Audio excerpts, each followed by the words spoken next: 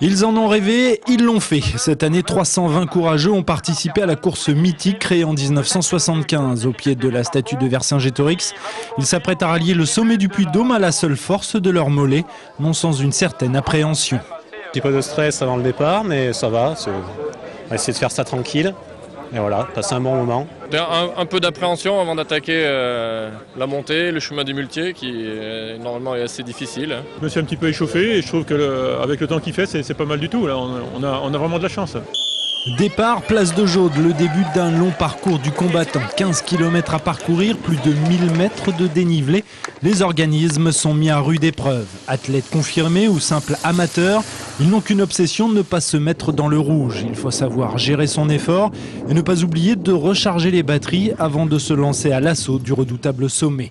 Avec une variante cette année, en raison des travaux du funiculaire, les participants ont emprunté le terrible chemin des muletiers, un défi supplémentaire avant l'arrivée au sommet et la délivrance. Monsieur, vous avez raison, faut le digérer. Ça laissera des traces, ouais. C'était dur, ouais.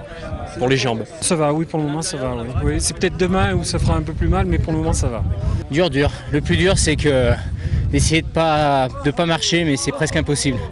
À mon niveau, c'est dur, quoi. Une difficulté qui n'a pas empêché 305 coureurs sur les 320 engagés de terminer l'épreuve. 305 courageux qui pourront se vanter d'avoir vaincu le Puy-de-Dôme.